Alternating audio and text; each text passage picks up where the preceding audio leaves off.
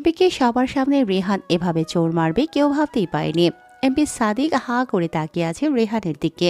রেহান পুলিশের সামনে দাঁড়িয়ে কতগুলো মিডিয়া ক্যামেরার সামনে এমপির গালে চড় মেরে শান্ত ভঙ্গিতে তাকিয়ে থাকে। তা কেউ কল্পনাও করবে না। কেউ এগিয়ে আসে না, আসবে কি করে। রেহানের পেছনে দাঁড়িয়ে আছে তার লোক, সবার হাতে পিস্তল, সবাই গার্ড দিয়ে দাঁড়িয়ে আছে। রেহান সিগারেট বের করে এমপির সামনে সেটা ঠোঁটে রাখে, তারপর সেটাতে আগুন জ্বালিয়ে দুটো টান দিয়ে বলে, এমপি সাহেব, শোনো, আমার হাতে সময় কম, আর তোমার ভুলের হিসাবটাও বেশ লম্বা। মানুষ ভুল করলে অনুতাপ চায়, আমি ভুল দেখলে চুপ করিয়ে দেই, কারণ নীরবতার চেয়ে ভয়ঙ্কর কিছু নেই। অনেকেই ভাবে আমি রাগ করলে বিপদ, আসল সত্য হলো আমি রাগ করলে হাসি, আর আমি এখন হাসছি। দৌড়ানোর আগেও ভাবো, পালানো মানেই বাঁচা নয়, শুধু মরার সময়টা পিছিয়ে দেওয়া। তোমার শেষ সুযোগ ছিল গতকাল, আজ আমার হাতে আছে শুধু সিদ্ধান্ত, আর তুমি তার দুপাশে থরথর করে দাঁড়িয়ে আছো। একটা কথা মনে রাখো, আমি কাউকে শত্রু বানাই না, শত্রুরা নিজেই এসে আমার দরজায় ভুল করে কড়া নাড়ে। এখন প্রশ্ন একটা, তুমি কি ভুল দরজা বেছে ফেলেছো? ভুল তো করেছো তুমি আমার চাচার সাথে ঝামেলা করে। তোমাকে এখানে মারবো, কোনো পুলিশ তোমার কাছে আসে না, তোমাকে জাস্ট নমুনা দেখিয়ে গেলাম। এরপর আসবো সেদিন তোমাকে কেউ বাঁচাতে পারে না। কথাটা বলে রেহান আর দাঁড়ায় না, সে চলে আসে সেখান থেকে। বাইক নিয়ে যখনই বের হবে ঠিক তখনই তার ফোনে কল আসে। স্ক্রিনে তাকিয়ে দেখে তার বন্ধু সাগর ফোন করেছে। সে রিসিভ করতেই সাগর বলে, রেহান, জীবনের সন্ধান পেয়েছি। কোথায় সেই শালা? ও তার বন্ধুর কাছে আছে। চলো তাড়াতাড়ি, আজকে ওটাকে বোঝাবো। দাঁড়া, সাকিবকে ফোন দেই। হুম, দে। সাগর সাকিবকে ফোন দেয়। সে সজীব যেখানে আছে সেই জায়গায় চলে যেতে বলে, আর রেহান আর সাগর বাইক নিয়ে বেরিয়ে পড়ে। সাকিব যাওয়ার আগেই রেহান আর সাগর সেই জায়গায় পৌঁছে যায়। তার ঠিক একটু পরেই সাকিব এসে হাজির হয় সেখানে। তুমি এসেছো, আমরা তোমার জন্য অপেক্ষা করছিলাম। চলো। খুব সাবধানে। হুম। চলো ভিতরে সবাই। তারা সজীবের বন্ধুর বাসায় গিয়ে সজীবকে তুলে তাদের আস্তানায় নিয়ে আসে। সজীব বলে, আমার ভুল হয়ে গেছে রেহান ভাই, আমাকে মাফ করে দাও। তোর কোনো মাফ নেই, তুই যে কাজ করেছিস তার শাস্তি তোকে পেতেই হবে। ঠিক বলেছিস রোহান। এই শালার জন্যই আজ সব ছেলেকে খারাপ ভাবে মেয়েরা। তুই ছেলে নামের কলঙ্ক, তোর বেঁচে থাকার কোনো অধিকার নেই। আমার ভুল হয়ে গেছে, আমাকে ক্ষমা করে দাও, আর কখনো হবে না। তোকে ক্ষমা আমরা কেন, আল্লাহ করবে না? রোহান, কোনো কথাই কান দেওয়া যাবে না। তোকে ক্ষমা করতে পারি এক শর্তে। আমি যে শর্তে রাজি আছি। রেহান, তুই কি বলছিস এসব? রোহান, তুই ঠিক আছিস তো? শালাকে ধরতে কত কি করা লেগেছে, আর তুই বলিস ছেড়ে দেবো? আরে হ্যাঁ, আমি ঠিক আছি। রেহানের কথা যেন ওরা বিশ্বাস করতে পারছে না। সজীবকে ওদের ধরতে অনেক ঝামেলা পোহাতে হয়েছে। সজীব আবার বলে, বলো কি শর্ত? তোর জন্য যে মেয়েটা আত্মহত্যা করেছে তাকে ফিরিয়ে দিতে হবে। যদি পারিস তাহলে তোকে ক্ষমা করে দেওয়া হবে। বল, পারবি? রেহানের কথায় সবাই চুপ হয়ে যায়। সজীব মাথাটা নিচু করে বলে, কখনো সম্ভব নয়। তাহলে তোরও বেঁচে থাকা সম্ভব নয়। কথাটা বলে রেহান গুলি করে দেয় সজীবের বুকে, আর জোরে বলে, কোনো বদমাস আমার হাত থেকে রেহাই পাবে না, এটাকে পুঁতে ফেল। তুই চিন্তা করিস না, সব হয়ে যাবে। হুম। আপনারা কিছুই বুঝতে পারছেন না তো? তাহলে অল্প একটু বলি, আর বাকিটুকু আস্তে আস্তে জানতে পারবেন। রেহান হলো একটা মাফিয়া, তবে সে কারো ক্ষতি করে না। তার ক্ষতি করে সে সমাজে কুকর্ম করে, মেয়েদেরকে ডিস্টার্ব করে, নানা খারাপ কাজ করে। তাদেরকে রেহান নিজে মেরে ফেলে, কারণ তার বাবা আর সে বড় মাফিয়া। কেউ রেহানের উপরে কথা বলতে পারে না। আর একটু আগে যাকে মেরেছে সে হলো সজীব, নাম করা ব্যবসায়ীর ছেলে, এমপির বন্ধুর ছেলে সজীব। সজীব একটা মেয়েকে ধর্ষণ করে, আর মেয়েটা আত্মহত্যা করেছে। মেয়েটার পরিবার ছিল গরিব, যার কারণে তারা ন্যায় বিচার পায় না। সজীবের বাবার অনেক টাকা, যার কারণে ছেলেকে বাঁচিয়ে নেয়। পুলিশ কিছু করতে পারে না, এমপির সাহায্যে সব ঠিক করে ফেলে। রেহানের চিন্তা একটাই যে খারাপ কাজ করে, আর যদি সে শাস্তি না পায় তাহলে রেহান তাকে শাস্তি দেয় সরাসরি মিত্র। রেহান কাউকে পরোয়া করে না, সে বেপরোয়া। আর সাকিব, সাগর, রেহান ছোট থেকেই একসাথে বড় হয়েছে, একই স্কুলে পড়ালেখা করেছে, খেলাধুলা করে বড় হয়েছে। 3 বন্ধু ওরা। লাশটা পুঁতে দিয়ে এসেছি। হুম, ভালো, চল কিছু খেয়ে নেই। হুম আজ মনটা একটু হালকা লাগছে রে। এখনো তো অনেক কাজ বাকি আছে। সব কাজ তো আর একদিনে করা যায় না। হ্যাঁ জানি, আর এর জন্য অনেক সময় প্রয়োজন। চল, খিদে লাগছে। হ্যাঁ, চলো। সবাই রাতের খাবার খেয়ে যে যার বাসায় চলে যায় আর পরবর্তী টার্গেট ঠিক করে যায়। সকালে তারা তিনজন একসাথে বসে গল্প করছে আর তাদের পাশ দিয়ে দুটো মেয়ে যাচ্ছে, তবে হিজাব পরা। একটা মেয়ের দিকে রেহানের চোখ আটকে যায়। রেহান কোনোভাবেই চোখ ফেরাতে পারে না। এর আগেও মেয়ে দেখেছে, কিন্তু কখনো এরকম হয় না। রেহানের যেরকমটা হচ্ছে এই মেয়েটাকে দেখার পর। রেহান এক পলকে তাকিয়ে থাকে মেয়েটার দিকে। মেয়েটা যখন চোখের আড়াল হয়ে যায় তারপরেও সেদিকে তাকিয়ে থাকে রেহান। রেহানের এই অবস্থা দেখে সাকিব বলে, রোহান, তোর দেওয়া কথা ভুলে যাচ্ছিস নাকি? এসব আমাদের জন্য নয়। তা অবশ্য ঠিক, কিন্তু কি করব বলো? প্রথম দেখাতেই মেয়েটার মায়ায় পড়ে গেলাম। দেখ রেহান, মেয়েটা কোনোদিন মেনে নেবে না তোকে। সে যাই হোক, চল আমাদের কাজে লেগে যাই। হুম। আমাদের কাজ হলো মারুফকে খুঁজে বের করা। সে তো শহরের বাইরে চলে গেছে। সাগর ঠিক কথা বলেছে, তাকে পাবি না। আসবে কবে? 2 দিন পর আসবে। তাহলে এই দুদিন কোনো কাজ নেই আমাদের। চল আজকে ঘুরে বেড়াবো, অনেক দিন ধরে ঘুরি না। খুব মজা হবে রে। আহ, কতদিন পর ঘুরতে বের হব, কাজের জন্য তা হয় না। চল। তিনজন মিলে ঠিক করে নদীর পাড়ে ঘুরবে। তা যে ভাবা সেই কাজ। তারা নদীর পাড়ে ঘুরতে যায়। কিছুক্ষণ ঘোরাঘুরি করার পরে হঠাৎ মানুষের ভিড় দেখতে পায় তারা। সেখানে গিয়ে শুনে ছোট্ট একটি মেয়ে পানিতে পড়ে গেছে। মেয়েটা নদীর যেদিকে পড়েছে সেদিকে অনেক গর্ত, তাই কেউ সাহস করে নামছে না। সাকিব বলে, রোহান, কি করা যায়? রেহান কোনো উত্তর না দিয়ে পানিতে ঝাঁপ দেয়। রেহানের এমন সাহস দেখে সবাই অবাক হয়ে যায় আর সবার দৃষ্টি পানিতে। রেহান মেয়েটাকে নিয়ে উঠে আসে। সবাই রেহানকে ঘিরে দাঁড়িয়ে আছে। রেহান বলে, সাকিব, মেয়েটাকে হাসপাতালে নিয়ে যাওয়ার ব্যবস্থা কর। চল। সাগর, তুই খোঁজ নিয়ে দেখ মেয়েটা কার। হুম। রেহান আর সাকিব মেয়েটাকে হাসপাতালে নিয়ে যায়। নার্স এসে মেয়েটাকে নিয়ে যায় কেবিনে। রেহান আর সাকিব দাঁড়িয়ে থাকে বারান্দায়। একটু পরেই সাগর ফোন দেয়। রেহান, কোথায় তোরা? মেডিকেলে আছি। আর মেয়েটার পরিবারের কাউকে পেয়েছিস? মেয়েটার বড় বোনকে পেয়েছি। ঠিক আছে, নিয়ে আয় ওটারে। হুম। রেহান ফোন কেটে দেয়। কিছু সময় পর ডক্টর বেরিয়ে আসে ওদেরকে আর বলে, মেয়েটা কি হয় আপনাদের? স্যার, কেউ নয়। মানে হলো মেয়েটা নদীতে পড়ে গিয়েছিল, আর আমি নদী থেকে তুলে সরাসরি এখানে নিয়ে এলাম। মেয়েটাকে আমি চিনি না। ও ভালো করেছেন, এখনকার সময়ে এমন মানুষ খুঁজে পাওয়া যায় না। অসংখ্য ধন্যবাদ। আর মেয়েটা এখন সুস্থ আছে, পানি খেয়েছিল, আমরা অক্সিজেনের ব্যবস্থা করছি। বিল পে করে দিন। ধন্যবাদ আপনাকেও। মেয়েটাকে দেখতে পারেন এখন। রেহান আর সাকিব কেবিনের ভেতরে আসে। এসে দেখে মেয়েটা মাহি কান্না করছে। মেয়েটার নাম মাহি, পিচ্ছি একটা মেয়ে। রেহান তার কান্না করা দেখে বলে, ভয় করছে? ভয় নেই। ভয় নেই, আমরা আছি। তোমার নাম কি? মাহি। তুমি ওখানে কেন গিয়েছিলে? মানে নদীর পাড়ে কি করছিলা? আমি খেলা করতে করতে সেখানে গিয়েছি আর পা স্লিপ খেয়ে পড়ে যায়। আমার বোন ছিল তো। কার সাথে সেখানে গিয়েছিল? আমার বড় আপু আর আপুর বন্ধুদের সাথে গিয়েছিলাম। ও, আপুর সাথে না থেকে আলাদা হয়ে গিয়েছিলে কেন? আমি আপুদেরকে হারিয়ে ফেলি আর তাদের খুঁজতে খুঁজতে দেখি সেখানে সবাই খেলা করছে।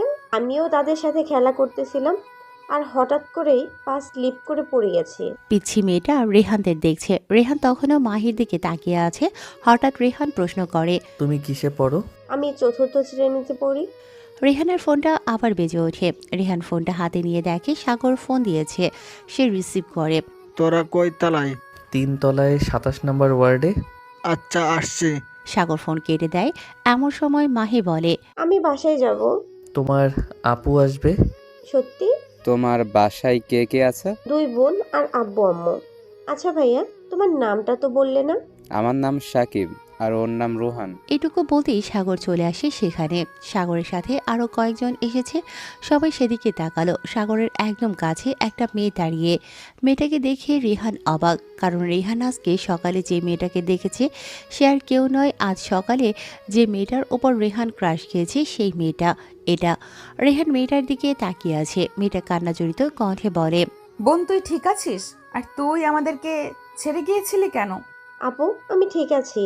কথাটা বলেই দুজনে কাঁদতে থাকে। মেয়েদের এমন কান্না দেখে রেহানের খুব হাসি পায়। এতগুলো মানুষের সামনে বেরি মানুষেরা বেশি কান্না করতে পারে। মাহি রেহানকে দেখিয়ে মাহি বলে, এই ভাইয়া যদি না থাকতো তাহলে আমি আর বেঁচে থাকতাম না। উনি আমাকে পানি থেকে তুলে এখানে এনেছে। এমন কথা বলিস না রে। মেয়েটা মাহির কপালে চুমু দিয়ে রেহানের দিকে তাকায়। রেহান তখনও তাকিয়ে আছে সেদিকে। মেয়েটা বলে, আপনাকে যে কিভাবে ধন্যবাদ দিব সেই ভাষাটা আমার জানা নেই। না ঠিক আছে, ধন্যবাদ দিতে হবে না। বাচ্চার সাথে এনে শুধু সাবধানে রাখবেন। আপনার নাম কি? আমার নাম রেহান। ও, আমার নাম নীলা। ও আপনার শরীর তো এখনো ভেজা, আপনি অসুস্থ হয়ে যাবেন তো। ও তাই তো, আসলে আমার শরীর যে ভেজা সেদিকে আমার কোনো খেয়াল নেই। এমন বেখেয়ালের জন্য অসুস্থ হয়ে যাবেন না, নিজের প্রতি খেয়াল রাখবেন। ঠিক আছে, আচ্ছা আপনারা থাকেন, আমাদের একটু কাজ আছে। সব ঠিক করা আছে, তাকে নিয়ে যেতে পারেন। আচ্ছা, কিন্তু কি কাজ শোনা যাবে? না, কাজটা ব্যক্তিগত।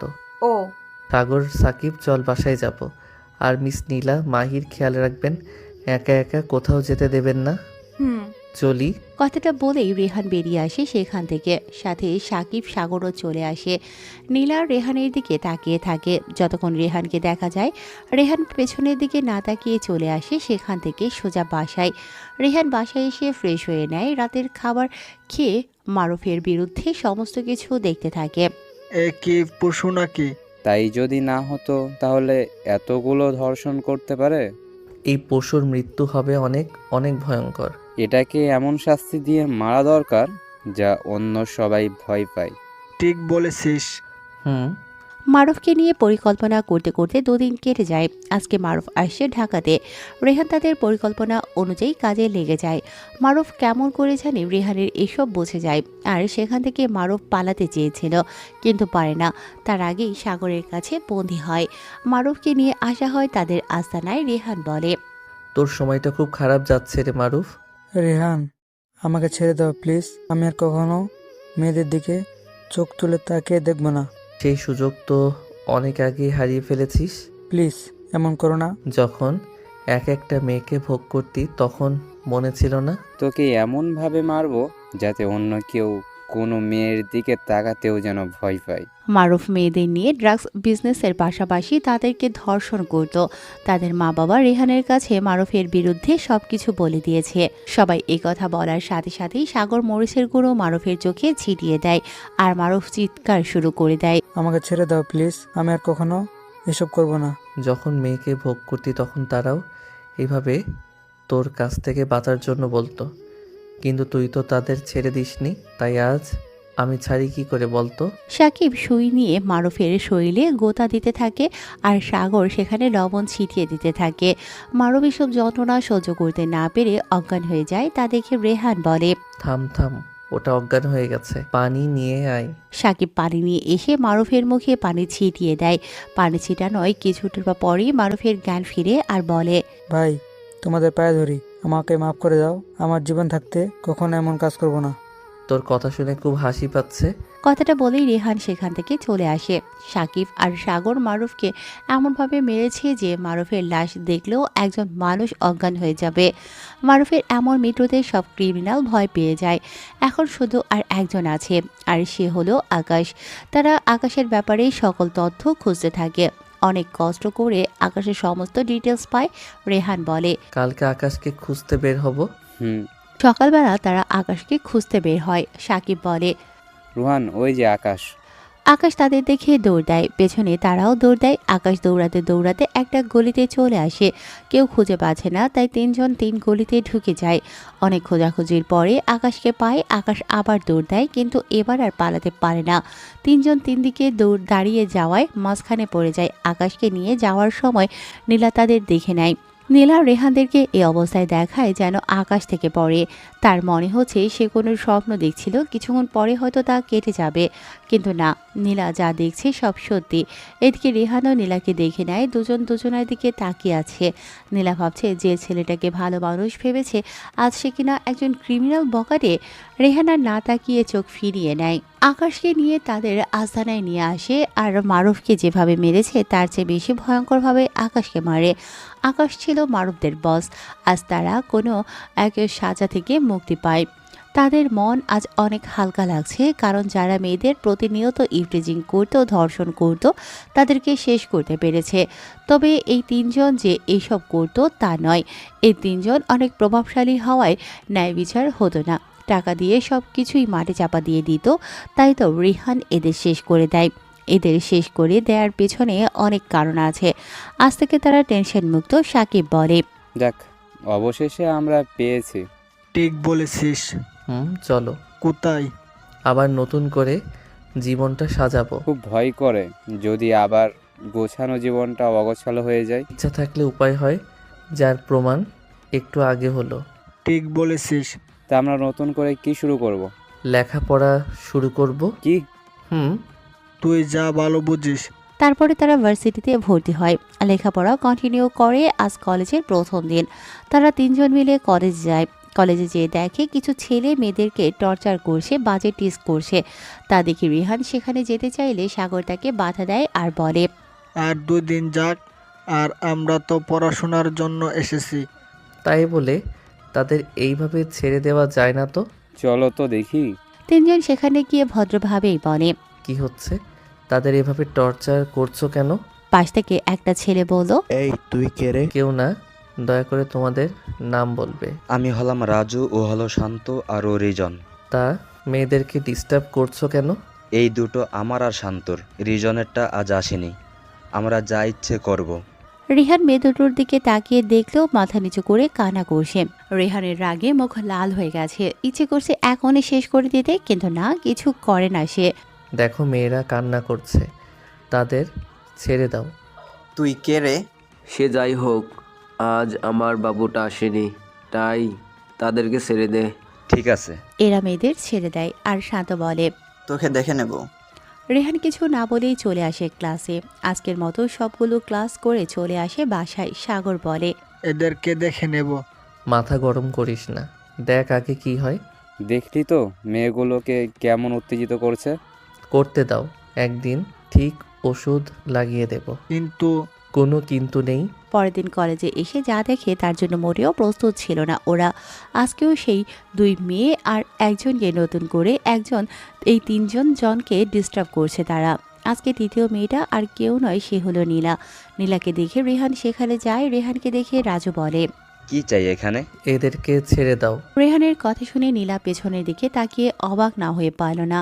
নীলা রেহানের দিকে অবাক হয়ে তাকিয়ে আছে। রেহানকে বলল, তুই বললেই ছেড়ে দেব?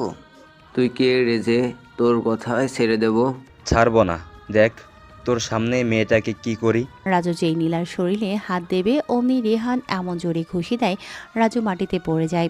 রেহানের এই কাজ দেখে সেখানে উপস্থিত সবাই অবাক হয়ে যায়, কারণ যাদের সামনে উঁচু গলায় কথা বলা যায় না আর তাদের গায়ে হাত তুলছে। সাকিব আর সাগর রেহানের কাছে চলে আসে, আর রাজু শান্ত রেহানকে মারার জন্য আসতে যায়। সাকিব আর সাগর তাদের মার খেয়ে রাজু চলে যায় আর বলে, তোদেরকে দেখে নেব। যা, তুই কি করবি তা জানা আছে। তোর মাথা সব সময় গরম হয়ে থাকে। কি করব বল? তুই তো জানিস আমি অন্যায় সহ্য করতে পারি না। বাদ দে, চল ক্লাসে যাই। চল। নীলা এখনও রিহানের দিকে অবাক হয়ে তাকিয়ে আছে। নীলার পাশে থাকা তার বান্ধবী বলে, নীলা জানিস ছেলেটা গতকালও আমাদেরকে বাঁচিয়েছে। কি? নীলার কিছু না বলে ক্লাসে চলে আসে। ক্লাস শেষ করে বাইরে এসে নীলাকে বলল, ওরা কতদিন ধরে ডিস্টার্ব করে? মানে? উত্তর দাও। নীলা ভয় পেয়ে যায়। নীলা ভয়ে কান্না করে দেয়। এই মেয়ে চুপ, কান্না করবে না, একদম চুপ। নীলা কান্না বন্ধ করে দেয়। কতদিন ধরে ডিস্টার্ব করছে ছেলেগুলো? আজ মাসখানিক হয়েছে। কিছু বলো না কেন? বলেও লাভ হয় না। আচ্ছা ঠিক আছে, যাও। নীলা চলে যায়। রেহান সাকিবকে বলল, ছেলেগুলোর ব্যাপারে খোঁজ নিয়ে দেখো তো। সাকিব আর সাগর চলে যায়। রেহান বাসায় চলে আসে। 2-3 ঘন্টা পরে সাকিব আর সাগর আসে। কিছু পেলি? ছেলেগুলো ওখানকার স্থানীয়, আর সুন্দরী মেয়ে দেখলেই ডিস্টার্ব করে। আজ রাতের মিশন, ওদেরকে তুলে আনবো। রাতে নাইট ক্লাবে যায় ওরা। তুই চিনিস? রাজুরা যে ক্লাবে রাতে যায় সেখানে তারাও যায়। 3 জনই কাপড় দিয়ে মুখে ভালো করে ঢেকে নেয় যাতে চিনতে না পারে। ভেতরে এসে দেখে রাজু, শান্ত, রিজন ডান্স করছে। সেখানেই মার শুরু। সেখানে সবাই ভয়ে ক্লাব থেকে পালিয়ে যায়। 3 জনকে ইচ্ছে মতো মারে। মারার পরে সাকিব বলে, কালকে নীলা নামের মেয়েটার কাছে ক্ষমা চেয়ে নিবি। আর শোন, এরপর থেকে কোনো মেয়ের দিকে চোখ তুলে তাকাবি তো ওদের চোখ তুলে নিব। শুধু নীলার কাছে ক্ষমা চাইলে হবে না, তার সাথে আরো 2টো মেয়ে ছিল আর একটা ছেলে ছিল, তাদের কাছে ক্ষমা চেয়ে নিবি। শুনেছিস? হ্যাঁ শুনেছি। এবারের মতো মাফ করে দাও ভাই। ঠিক আছে। রেহান কিছুই বলে না, যদি তার কণ্ঠ বুঝে যায় তাই কিছু বলে না। সেখান থেকে বাসায় চলে আসে, ফ্রেশ হয়ে শুয়ে পড়ে। আজ কলেজে গিয়ে দেখে পরিবেশটা অনেকটা স্বাভাবিক। কলেজ গেটের সাথে শহীদ মিনার। রেহান সেখানে গিয়ে বসে, তার দুপাশে দুজন বসে। একটু পরেই দেখে নীলা কলেজে আসে। তা দেখে রেহান নীলাকে ডাক দেয়। এই মিস নীলা, নীলা থমকে দাঁড়ায়। রেহান আবারও বলে, এদিকে এসো। নীলা রেহানের কাছে গিয়ে মাথা নিচু করে দাঁড়িয়ে আছে। তা দেখে রেহান হেসে দেয় আর বলে, সরি নীলা, কালকে একটু বেশি রেগে গিয়েছিলাম, তার জন্য তোমাকে ওইভাবে কথাগুলো বলেছি। নীলা কিছু না বলে মাথা নিচু করে দাঁড়িয়ে থাকে। আজকের পর থেকে আর কোনো ছেলে কলেজে কোনো মেয়েকে ডিস্টার্ব করবে না। বলেই রেহান সেখান থেকে ক্লাসে চলে আসে। নীলা সেখানেই দাঁড়িয়ে থাকে আর রেহানের দিকে তাকিয়ে থাকে। নীলা কিছুই বুঝতে পারছে না যে ছেলেটা কেমন, ভালো না খারাপ। এসব ভাবছে এমন সময় কেন যেন নীলার পা ধরে আছে। নীলা চমকে গিয়ে পায়ের দিকে তাকিয়ে দেখে সেই ছেলেগুলো, যে ছেলেগুলো গতকালকেও ডিস্টার্ব করেছে, সেই ছেলেগুলো আজ তার পা ধরে আছে। নীলা তাদের কাছ থেকে সরে যায়। আমাদের ক্ষমা করে দাও বড় ভাই হিসেবে। আজকের পর থেকে কোনো মেয়ের দিকে তাকাবো না, সবাইকে বোন হিসেবে দেখব। নীলা চুপ করে দাঁড়িয়ে থাকে, কিছু বলে না। আপু প্লিজ কিছু তো বলো, হয় আমাদের ক্ষমা করে দাও, না হয় আমাদের শাস্তি দাও। নীলা এবার সবার দিকে তাকিয়ে দেখে সবার শরীর ব্যান্ডেজ করা। নীলা বুঝে নেয় এটা রেহানের কাজ আর কারো না। ঠিক আছে, মাফ করে দিলাম। থ্যাঙ্কস। সেই ছেলেটাকে দেখেছো? কোন ছেলেটা? গতকালকের ছেলেটা। ও হ্যাঁ, দেখেছি। কোথায় সে? ক্লাসে গেল একটু আগে। কেন? তার কাছেও ক্ষমা চেয়ে নেব। বলেই ছেলেগুলো শহীদ মিনারে গিয়ে বসে থাকে রেহানের জন্য। রেহান ক্লাস শেষ করে যখন বাইরে হয় তখন তারা দৌড়ে গিয়ে রেহানের পায়ে পড়ে ক্ষমা যায়। সবাই অবাক হয়ে তাকিয়ে থাকে রেহানের দিকে। যে ছেলেগুলো কারো কাছে ক্ষমা তো দূরের কথা, মাথা নিচু করে কথা বলে না, আজ সেই ছেলেগুলো সাধারণ একটা ছেলের কাছে ক্ষমা চাইছে। রাজু বলে, ভাই আমাদের ক্ষমা করে দাও। আরে কি করছো ভাই? আমার কাছে ক্ষমা চাইছো কেন? আমি কি করেছি? আর তোমাদের এমন ব্যান্ডেজ করা কেন? ভাই সেটা বড় কথা নয়, বড় কথা হলো আমাদের ক্ষমা করে দাও। ঠিক আছে, ক্ষমা করে দিলাম। ভাই আর কোনোদিন মেয়ের দিকে তাকাবো না। তা ঠিক আছে, কিন্তু আমার কাছে ক্ষমা চাইলে কেন? ভাই কালকে যদি তোমার কথা শুনতাম তাহলে আজকে এমন হতো না। তা কে করলো এমন? চিনি না রে ভাই, 3জন ছেলে মুখ বেঁধে মেরেছে আর বলেছে মেয়েগুলো আর তোমার কাছে ক্ষমা চাইতে। তোমাদের সাথে খুব খারাপ কাজ করেছে ছেলেগুলো। আরে না ভাই, খারাপ করেনি, যা করেছে ঠিক করেছে। আমরা এটার প্রাপ্য ছিলাম। ভাই ভালো থেকো, আর কোনো সাহায্যের প্রয়োজন হলে আমাকে জানিও, কেমন? ঠিক আছে। বলেই ছেলেগুলো চলে যায়। নীলা এখনও বুঝতে পারছে না কি হচ্ছে এসব। নীলা এত কিছু না ভেবে বাসায় চলে যায়। রেহানও বাসায় চলে আসে, ফ্রেশ হয়ে শুয়ে পড়ে। এখন তাদের কোনো কাজ নেই, তাই তারা একটু বাইরে ঘুরতে আর পড়াশোনা নিয়ে ব্যস্ত থাকে। নিয়মিত কলেজে আসা যাওয়া করে, তবে রেহানের প্রতি নীলা দুর্বল হয়ে যাচ্ছে। রেহানের কথাবার্তা, চলাফেরা সব কিছুই নীলার ভালো লেগে যায়। তারা 3জন কলেজের টপে চলে আসে লেখাপড়ার দিক দিয়ে। শুধু লেখাপড়ার দিক দিয়ে নয়, সব দিক দিয়ে তারা টপ। রেহান কলেজের সবার ক্রাশ, যেমন সুন্দর তেমনই তার বডি। অনেক মেয়ে রেহানকে প্রপোজ করেছে, রেহান না করে দেয়। সাকিব সাগর তারাও কম নয়, রেহানের চেয়ে একটু আগেই তো বললাম। সব দিক দিয়ে তার 3জন টপ। এর মাঝে নীলা রেহানের সাথে বন্ধুত্ব করে নেয়।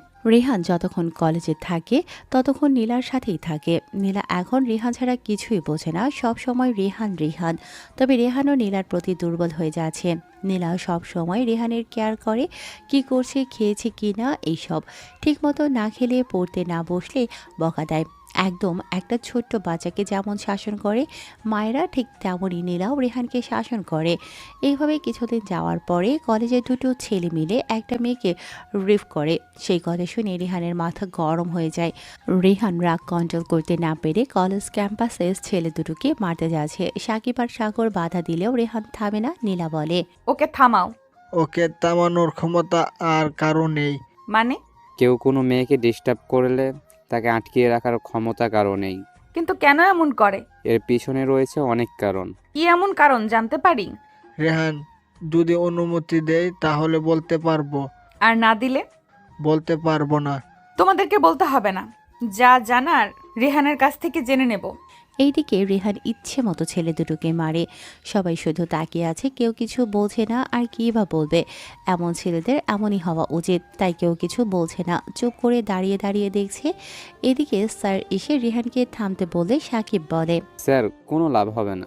আসলে স্যার রোহান ওরকম যে অন্যায় দেখলে নিজেকে সামলাতে পারে না, আর যতক্ষণ না পর্যন্ত তার উচিত শিক্ষা না হবে ততক্ষণ পর্যন্ত কারোর ক্ষমতা নেই তাকে থামানোর। ওর কিছু হবে না, আর কিছু হলে তো আমি আর সাগর আছি, সব সামলে নিব। কলেজের সব স্যারেরা রেহানের ব্যাপারে সব জানে, তাই তো স্যার আর কিছু না বলে চুপ করে দাঁড়িয়ে থাকে। সাকিব বলে, সাগর চল, অনেক মেরেছে, এবার থামাই। চল। সাকিব আর সাগর রেহানের কাছে গিয়ে বলে, এবার ছেড়ে দে, অনেক মেরেছিস। তুই চুপ থাক। রেহান দেখ, পিছনে স্যার আছে। রেহান এবার ছেড়ে দেয় আর বলে, আর কোনো মেয়ের দিকে তাকাবি তো তোদের খবর আছে।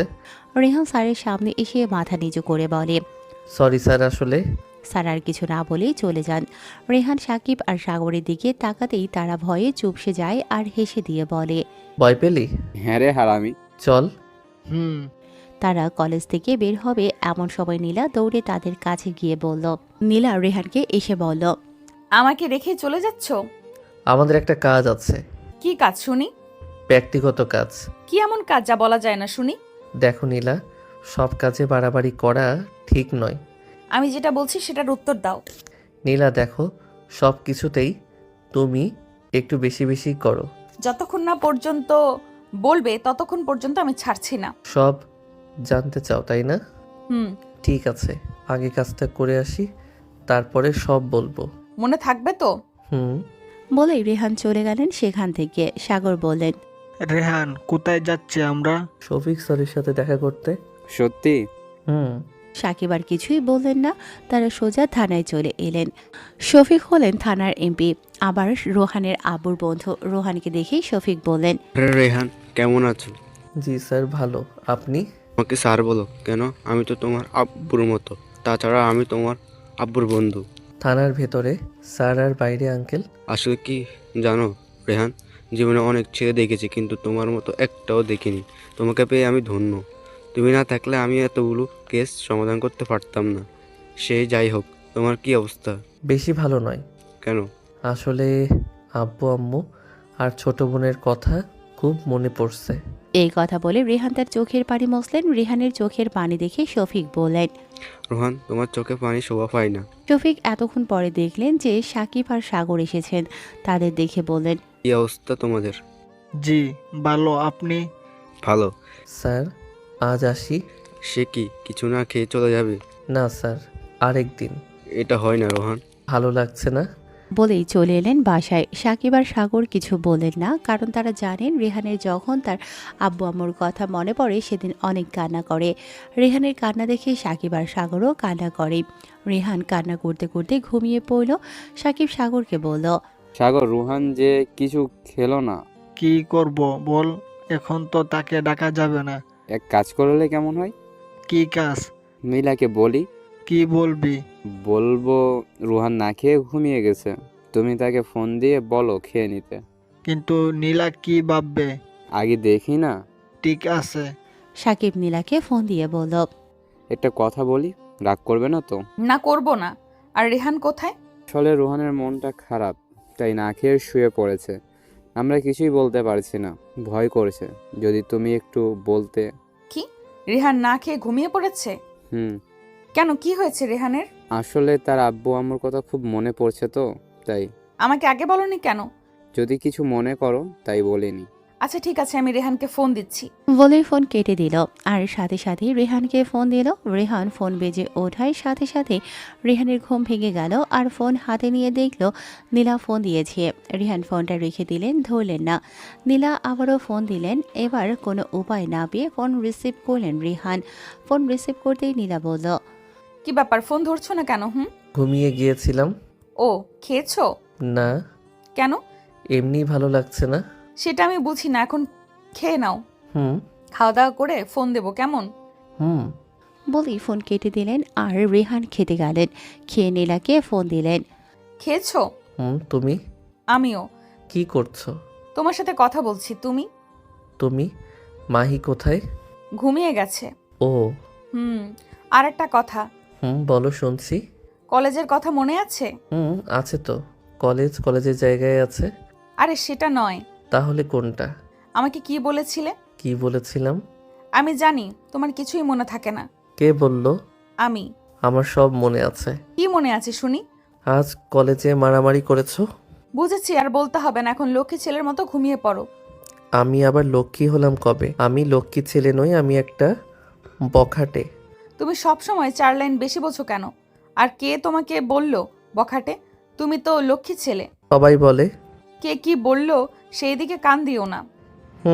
ঠিক আছে, ঘুমাও। বলে ফোন কেটে দিয়ে শুয়ে পড়ল। সকালবেলা ঘুম থেকে উঠে কলেজে গিয়ে দেখে নীলা চলে এসেছে। রেহান নীলার কাছে গিয়ে বলল, কখন এলে? মাত্র। তুমি? আমিও। চলো। কোথায়? আজ ক্লাস করব না। কেন? তোমার ব্যক্তিগত যা যা বিষয় আছে সব জানবো। এসব জেনে তুমি কি করবে? অনেক কিছুই। আমি একটা জিনিস বুঝতে পারছি না। কি? তুমি আমার সব কিছু নিয়ে তুমি বেশি বেশি করো। আমি করব না তো কে করবে? কেনই বা তুমি করবে? কারণ তোমার সব কিছুই আমার। মানে? কিছু না। আমার অতীত জেনে মনে হয় না আমার সাথে তুমি কথা বলবে। দূর, তুমি সব সময় বেশি বোঝো। চলো তো। কোথায়? আমি যেখানেই যাই সেখানে। রেহান আর কিছু না বলে নীলার পিছু পিছু যাচ্ছে। তারা দুজন একটা পার্কে গিয়ে বসে। এখানে কেন? বসো তো। কি হলো, এত দূরে কেন? কি? আরো কাছে এসে বসো। না, আমি এখানেই ঠিক আছি। ওকে। নীলা রেহানের কাছে গিয়ে বসলো আর বলল, নাও শুরু করো। রেহান বলতে শুরু করে, 4 সদস্য নিয়ে আমাদের সুখী পরিবার। আব্বু ব্যবসা করেন, আম্মু বাসায় থাকেন, আর আমাদের নয়নের মণি হলো নীলিমা, মানে আমার বড় বোন। আপু আমাকে অনেক ভালোবাসেন, আমিও ভালোবাসি। আমাদের এমন ভালোবাসা দেখে আম্মু বলতো, তোদের ভালোবাসা দেখে আমার নিজের হিংসে হয়। আমাদের ভালোবাসায় নজর দেবে না। ঠিক আছে। নীলিমা আপু কলেজ থেকে ফেরার সময় আমার জন্য চকলেট নিয়ে আসেন প্রতিদিন। তবে আপু আমার থেকে বেশি বড় নন, মাত্র 2 বছরের বড়। তারপরেও আমি তুই করে বলি আর আপু তুমি করে বলেন। এর জন্য আব্বু আম্মুর অনেক বকা শুনি। আব্বু প্রায় বলতো, রেহান তোর থেকে কিন্তু নীলিমা বড়। আব্বু, তুমি রেহানকে বকা দেবে না, ওর বোঝার মতো এখনো বয়স হয়নি। তুমি ওকে কিছু না বলতে বলতে এমন হয়েছে, বড়দের সম্মান করে না। কে বলল সম্মান করে না? যদি সম্মান না করতো তাহলে কখনো শুনেছো যে রেহান কারোর সাথে বাজে ব্যবহার করেছে? আমি সেটা বলিনি, বলছি তোমাকে তুই করে বলে। ও তো আমাকে নাম ধরে ডাকেনি। আর তুমি তো জানো যে সবচেয়ে আদরের ডাক হচ্ছে তুই। তাই তো রেহান আমাকে তুই করেই বলে। তোমার সাথে পারলাম না, আর তোমাদের সম্পর্কে কিছুই বলবো না। আপু আমাকে এতটাই ভালোবাসতো যে আমাকে ছাড়া কিছুই বুঝতো না। আপুর হাতে যেদিন খেতে না পারি সেদিন আর খাই না। আর আপুও আমাকে এক নজর না দেখলে কেমন অস্থির হয়ে যেত। আপু যেই কলেজে পড়তো আমিও সেইখানেই পড়তাম। দুজন একসাথে যেতাম, আবার একসাথেই বাসায় ফিরতাম। হঠাৎ একদিন আমি অসুস্থ হয়ে যাই। আপু 1 সেকেন্ডের জন্য আমার কাছ থেকে দূরে যাননি, সব সময় আমার পাশে থেকেছিল। আপু এতটাই খেয়াল রাখতো যে একজন মাও রাখে না। আপু যখন ইন্টার ফাইনাল পরীক্ষা দেবে তখন আমি অনেক টেনশন করতাম, যেন পরীক্ষাটা আপুর না আমার ছিল। আমার এই অবস্থা দেখে আপু হাসতো, তখন আমি রেগে যেতাম। দেখতে দেখতে আপুর পরীক্ষা চলে এলো।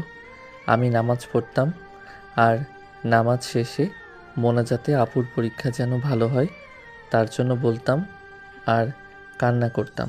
আল্লাহ আমার কথা শুনেছে। আপু অনেক ভালো পরীক্ষা দিয়েছিল আর ভার্সিটিতে ভর্তির কোচিং শুরু করে দেয়। আমারও এসএসসি পরীক্ষা চলে এলো। এরই মাঝে আপুর রেজাল্ট বেরিয়েছে। আপু কলেজে সবার চেয়ে বেশি মার্কস পেয়েছে। সেদিন আমি অনেক খুশি হয়েছি। আমার চেয়ে খুশি আর কেউ হয় না। আমার কথা চিন্তা করে দূরের ভার্সিটিতে ভর্তি হয়নি। আমি বলেছি, আব্বু বলেছে আপুর কথা একটাই, আমাকে রেখে দূরে যাবেন না। তখন আমার খুব খারাপ লাগছিল। আপু আমার জন্য তার সব কিছুই বাদ দিয়ে দিচ্ছে। আপু প্রতিদিন আমাকে নিয়ে পড়তে বসতো আর বলতো, দেখো, তোমার পরীক্ষার বেশি দিন নেই, ভালো করে পড়ো। আপু চিন্তা করিস না তো। না করলেও তো পারি না। তোমার রেজাল্ট খারাপ হলে আব্বু আমাকে বকা দেবে। আপু তুই শুধু শুধু টেনশন করছিস। তুই তো প্রতিবারই বলিস যে আমি ভালো করতে পারবো না, পরে তো ঠিকই ভালো করি। এটা তো তোমার পাবলিক পরীক্ষা। তোর আর আব্বু আম্মুর দোয়া আছে না, দেখবি সব ঠিক হয়ে যাবে। তোমার জন্য সব সময় দোয়া করি। তাতেই চলবে। দোয়ায় সব হয় না পাগল ছেলে, নিজের চেষ্টা না থাকলে কিছুই হবে না। জানি। ওকে, এখন পড়ো তো। এইভাবে দিন কেটে যায়। দেখতে দেখতে আমার পরীক্ষা চলে এলো। এই রাতটা শেষ হলেই পরীক্ষা, আর আপুর তো দেখছি শেষ। আপু আমাকে উপদেশ দিতে দিতে শেষ। আপু আমাকে সাথে করে পরীক্ষার কেন্দ্রে নিয়ে যায়। পরীক্ষার সময় হয়ে যেতেই আমি ভেতরে চলে যাই। যাওয়ার সময় আপু বলেছিল, সবগুলো প্রশ্ন ভালো করে বুঝে তারপর উত্তর করবে, না বুঝলে স্যারকে বলবে। ঠিক আছে বলেই চলে গেলাম ভেতরে। নিজের সিট খুঁজে বসে রয়েছি। আমার তেমন কোনো বন্ধু নেই, শুধু সাকিব আর সাগর ছাড়া। কারণ আমি সব সময় আপুর সাথে রয়েছি, যার কারণে আমার কোনো বন্ধুর প্রয়োজন ছিল না। আপুই আমার সব। পরীক্ষা শেষে বের হই। ভাইয়া, তোমার পরীক্ষা কেমন হয়েছে? আপু অনেক ভালো। দেখতে হবে না ভাইটা কার? এরপর আমরা চলে আসি সেখান থেকে। দেখতে দেখতে পরীক্ষা শেষ হয়। একদিন বাসায় এসে রিহান শুনতে পায় আম্মু আব্বুকে বলছে। রিহান আড়াল থেকে শোনে, তুই এই ব্যবসা থেকে সরে যা। বললেই হলো, অনেক কষ্ট করে এই পর্যন্ত এসেছি। তারা যে ভয় দেখিয়ে গেল। ওরা কিছুই করতে পারবে না, আমি সেই ব্যবস্থা করব। আমার না ভয় হচ্ছে, তাদের বিশ্বাস নেই, কখন কি করবে ঠিক নেই। আমার কথা বাদ দাও নীলিমা, আর রেহানের কথা তো একেবার ভাবো। তুমি খামোখা ভয় পাচ্ছ। আমরা যে বাসায় এসেছি সেদিকে আব্বু আর আম্মুর খেয়াল নেই। নীলিমা আপু এবার বলে, আব্বু কি হয়েছে? নীলিমা আপুর কথা শুনে আব্বু আম্মু চমকে যান, আর আম্মু বলে, তেমন কিছু না। সব শুনে নিয়েছি, এবার তো বলো কি হয়েছে। তেমন কিছু না, আমাকে আমার ব্যবসা থেকে সরে যেতে বলছে। কে আর কেন? নেতার মাস্তান বাহিনীরা। আমার জন্য তারা ভালোভাবে ব্যবসা করতে পারছে না। আব্বু এখন কি করবে? তোমার শফিক আঙ্কেলকে জানিয়েছি, সে বলেছে দুদিনের ভিতরে সব সমাধান করে দেবে। শফিক হলো রিহানের আব্বুর বেস্ট ফ্রেন্ড। তিনি থানার এসপি। রিহান বলল, আব্বু বলছিলাম কি, তুমি ছেড়ে দাও, ওরা ভালো নয়, তারা সব কিছুই করতে পারে। ভয় নেই, কিছু হবে না। তুমি যা ভালো বোঝো। যাও তোমরা ফ্রেশ হয়ে নাও। নীলিমা আপু আর রেহানা ফ্রেশ হয়ে খেয়ে শুয়ে পড়ে। রেহানের বাবা মাছের বিজনেস করে, বন্দর থেকে মাছ আনে, কিন্তু নেতারা মাছের সাথে আনে ড্রাগস, অস্ত্র। তাই বাবাকে সরতে বলে এই লাইন থেকে। পরের দিন, নীলিমা, তোর শফিক আঙ্কেল এসেছে, তোদের দেখতে চাচ্ছে।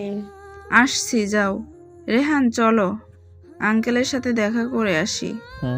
চলো। নীলিমা আপু সামনে আর রেহান পিছনে গেল। নীলিমা আপুকে দেখেই আঙ্কেল বলল, কেমন আছিস মামুনি? জি ভালো, আপনি? ভালো। তা রেহান কোথায়? রেহান আপুর পেছন থেকে বলল, আঙ্কেল আমি এখানে। এদিকে এসো। রেহান আঙ্কেলের সামনে গিয়ে দাঁড়ালো। তার বাবাও আসলো। শফিক, আমি যেটা বলছিলাম সেটার কি করলি? চিন্তা করিস না, আমি তাদের সাথে কথা বলেছি। কি বললো তারা? বলেছে যে তারা যা করেছে তা ঠিক করেনি, তারা আর বাধা দেবে না। সত্যি বলছে না কি? এটা তাদের একটা চাল। না তেমন কিছু না। তা না হলে বাসায় এসে ভয় দেখিয়ে এখন আবার। চিন্তা করিস না তো। তুই যখন বলছিস তখন আর কি। আজ তাহলে আসি। যা। না, থানায় যেতে হবে। বলেই আঙ্কেল চলে গেল। রেহান আর নীলিমা আপু আবার রুমে চলে আসে। রেহান শুয়ে পড়ে। এভাবেই চলে। আপু ব্যবসায় এখন অন্য বাধা নেই। একটা সময় রেহান ভার্সিটিতে ভর্তি হয়, আপুর সাথে কলেজে আসা যাওয়া করছে। এইভাবে 2 মাস চলে গেল। আজকে কলেজে যাওয়ার পর থেকেই মনটা যেন কেমন করছে রেহানের। কোনো কিছুতেই মন বসছিল না। আপুর কথা মনে পড়ছে। কেন এমন হচ্ছে কিছুই বুঝতে পারছে না রেহান। বসে বসে আপুর কথা ভাবছে, এমন সময় ফোনটা বেজে উঠল। ফোন হাতে নিয়ে দেখে আপু ফোন দিয়েছে। রেহান রিসিভ করতেই ওপাশ থেকে নীলিমা আপুর কণ্ঠের পরিবর্তে পুরুষ মানুষের কণ্ঠেও শোনা যায়, আর সে বলছে, আপনি যেখানেই থাকেন না কেন অতি তাড়াতাড়ি বাসায় আসুন। বলেই ফোন কেটে দেয়। রেহানকে কিছু বলতে দেয় না। রেহান আবার ফোন দেয়, কিন্তু ফোন বন্ধ। রেহান কি করবে কিছুই বুঝতে পারে না। হঠাৎ শফিক আঙ্কেলের কথা মনে হলো। রেহান আঙ্কেলকে ফোন দেয়। ফোন রিসিভ করতেই রেহান বলল, আঙ্কেল আপনি যেখানেই থাকেন এখনই আমাদের বাসায় আসুন। কেন? আর আমি তো ব্যস্ত আছি। পরে সব জানতে পারবেন। প্লিজ একটু তাড়াতাড়ি আসুন প্লিজ। আমার মনে হয় বাসায় কেউ আব্বু আম্মুকে আটকে রেখে আমাকে ফোন দিয়ে বলেছে বাসায় আসতে। তুমি এখন কোথায়?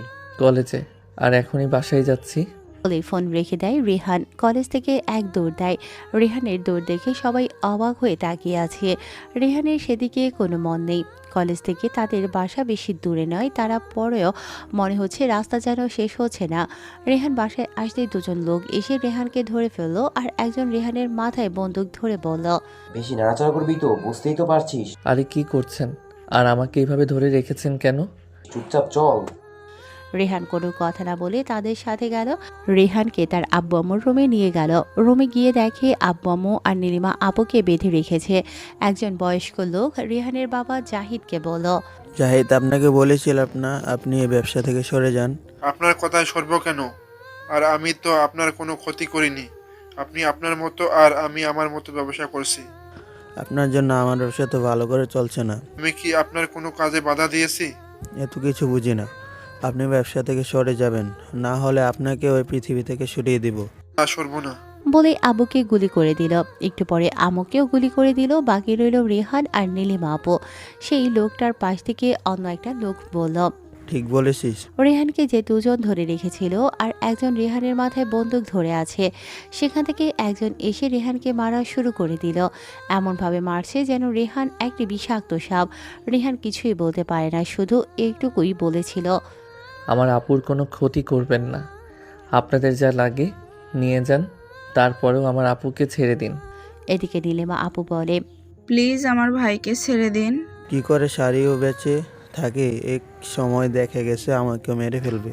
রেহান আর কিছুই শুনতে পারছে না, কেমন যেন অন্ধকার দেখছে। এরই মাঝে আবারও রেহানের পিঠে আরেক বাড়ি দিল। তারপরে রেহানের আর কিছু মনে নেই। আর রেহানের যখন জ্ঞান ফিরে তখন রেহান নিজেকে হাসপাতালে আবিষ্কার করে। রেহান একটু নড়তে চাইল, কিন্তু পাইল না। সারা শরীর কেমন ব্যথা অনুভব করছে। আর রেহানের আশেপাশে তাকিয়ে দেখে রেহানের শরীরে দুটো নল দেয়া, আর রেহানের পাশে কেউ নেই। একটু পরে একটা নার্স এলেন। রেহানের জ্ঞান ফিরেছে দেখে বললেন, আলহামদুলিল্লাহ, আজ 7 দিন পর তোমার জ্ঞান ফিরলো। রেহান কথা বলতে পারছে না, কেমন জানি গলা ব্যথা করছে। কথা বলতে চাইছে, কিন্তু কথাগুলো আটকে যাচ্ছে। রেহানের এই অবস্থা দেখে নার্স বলেন, আমি জানি আপনি কথা বলতে চাইছেন, কিন্তু পারছেন না। চিন্তা করবেন না, 2-1 দিন গেলেই সব ঠিক হয়ে যাবে। রেহান মাথা নাড়ল, কিছু বলতে পারছে না। রেহান শুয়ে রইল।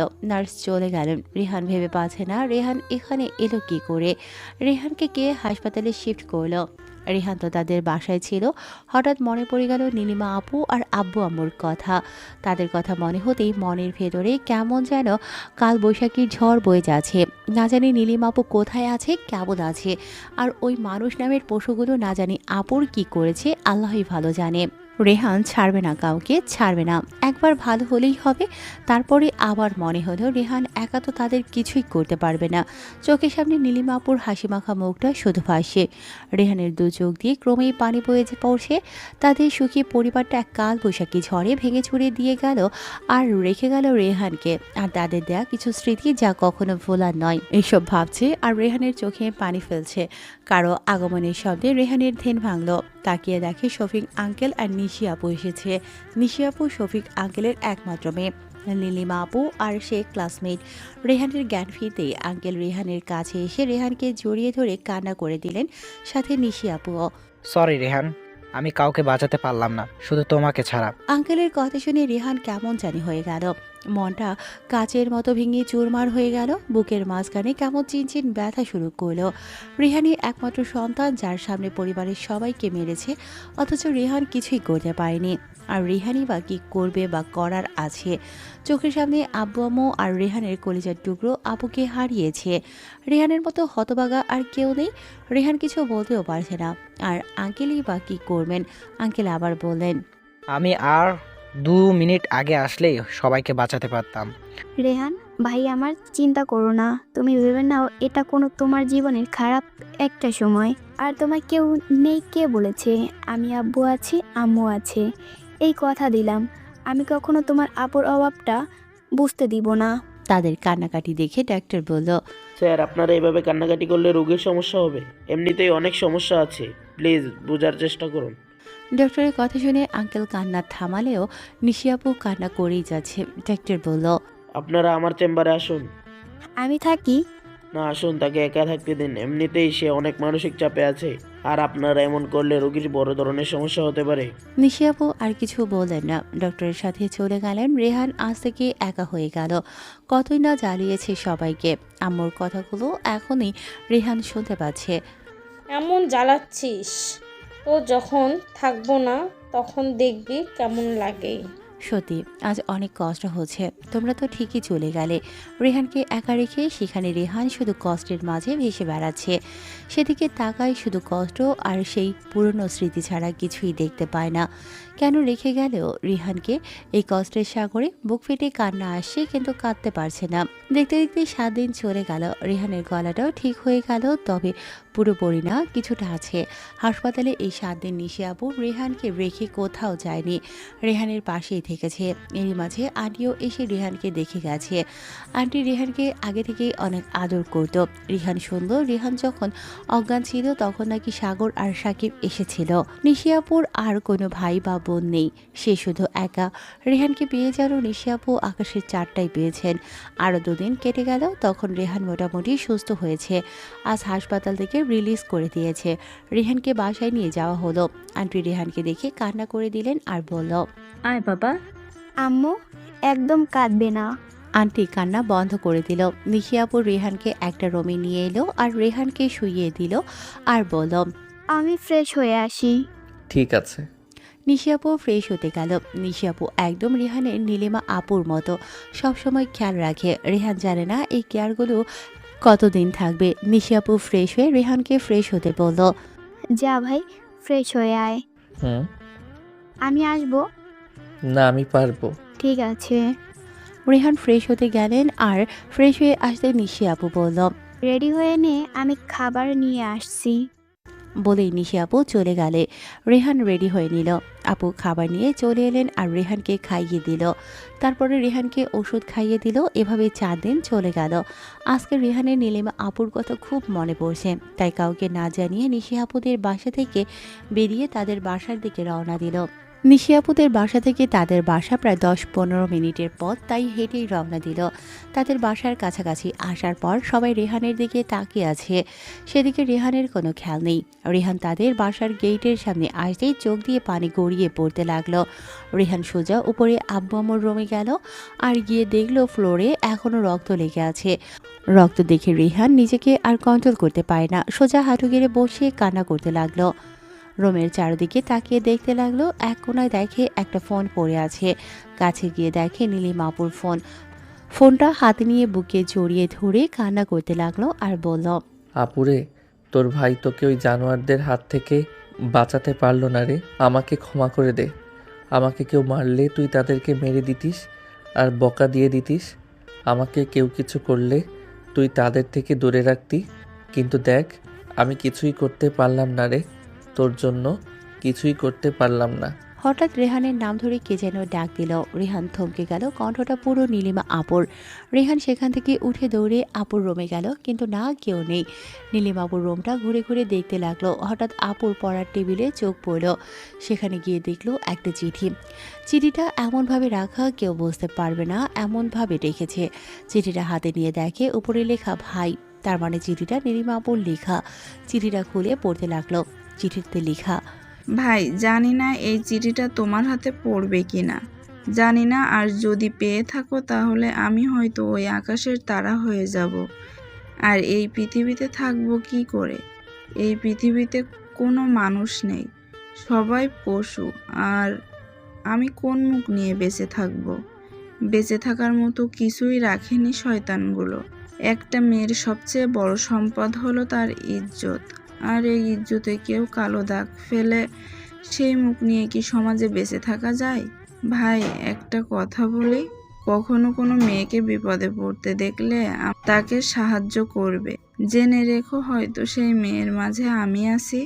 আমার এই কথাটা রেখো ভাই, যে কোনো মূল্যে। কেমন আছো ভাইয়া? হয়তো ভালো আছো, আমিও ভালো থাকবো ওই আকাশের তারা হয়ে। জানো রেহান, তোমাকে যখন মারছিল তখন আমার মনে হচ্ছিল প্রতিটা মার আমার গায়ে পড়ছে। আমার খুব কষ্ট হচ্ছিল, মনে হচ্ছিল আমার দেহ থেকে প্রাণটাই মনে হয় বেরিয়ে যাচ্ছে, কলিজাটা ছিঁড়ে যাচ্ছে। কোনোদিন তোমাকে মারিনি, আর ওই শয়তানগুলো তোমাকে কেমন করে মারছে তা আমার সহ্য হচ্ছিল না। তার ওপরে আব্বু আম্মুকেও হত্যা করলো।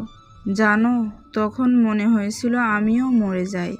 তোমাকে মারতে মারতে যখন অজ্ঞান করে ফেললো, তখন সেই মানুষ নামের জানোয়ারগুলো আমাকে নিয়ে গেল তাদের কাছে, আর আমার উপর শারীরিক নির্যাতন করছে, আমাকে অনেক কষ্ট দিয়েছে। আমার অনেক কষ্ট হয়েছিল। আমি কষ্ট সহ্য না করতে পেরে অজ্ঞান হয়ে যাই। তারপরেও আমাকে ছেড়ে দেয়নি। আর যখন জ্ঞান ফেরে, তখন আমার শরীরে কোনো কিছুই ছিল না। আমি উঠে দাঁড়াতেও পারছিলাম না।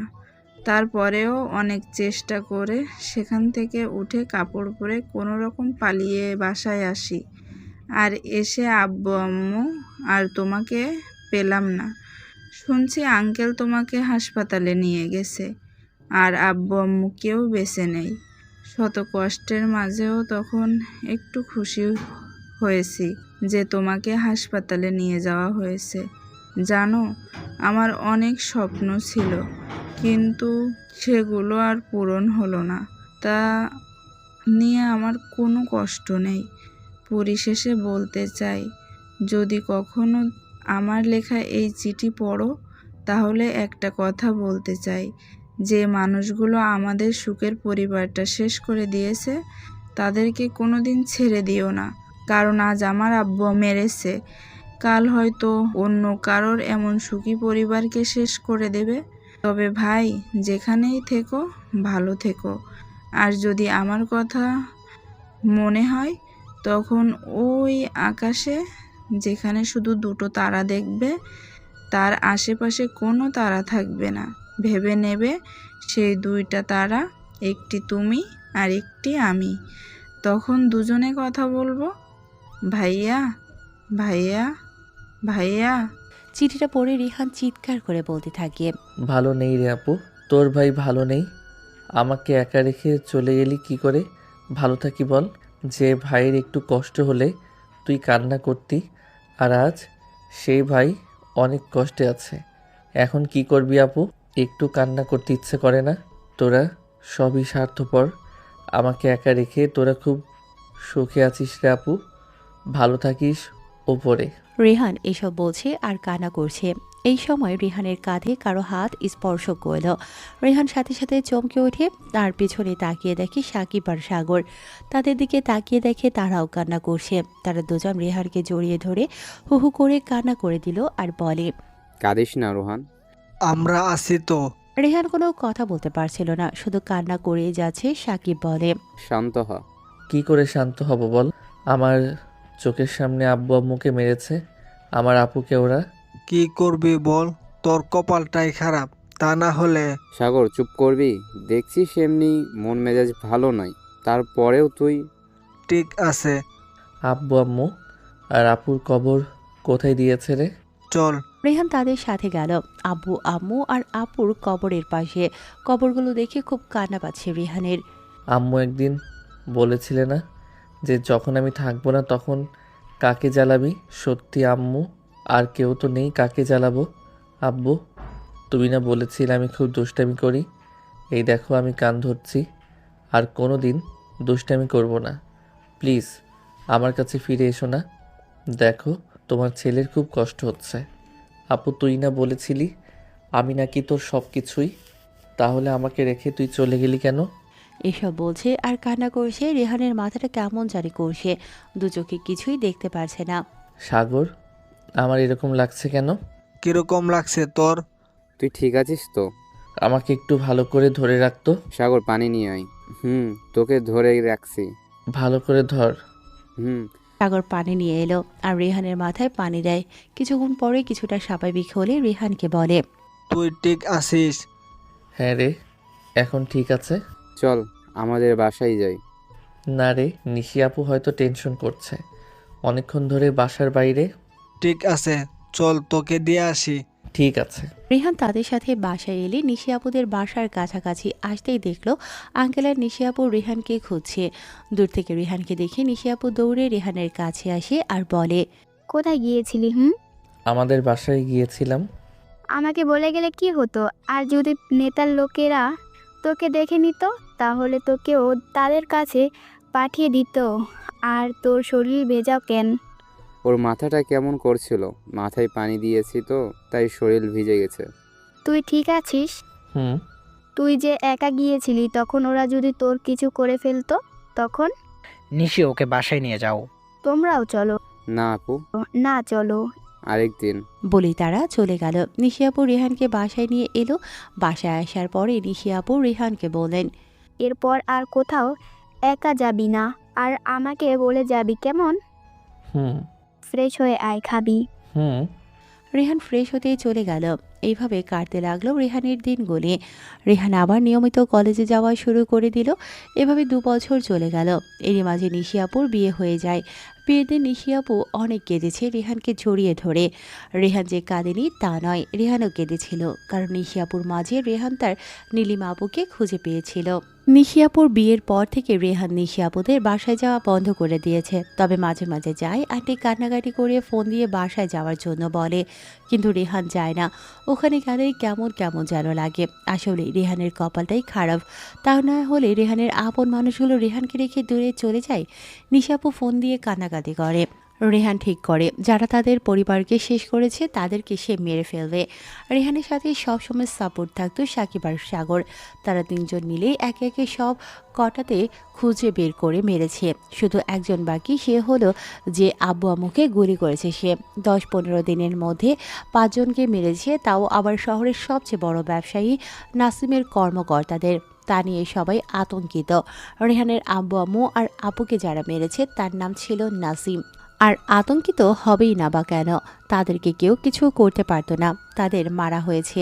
আর যে একজন রয়েছে তার খুঁজে বেড়াচ্ছে রেহান। তার নিজস্ব কোনো ঠিকানা খুঁজে পাচ্ছে না। অনেক খোঁজাখুঁজির পরে তার দেখা মিলল।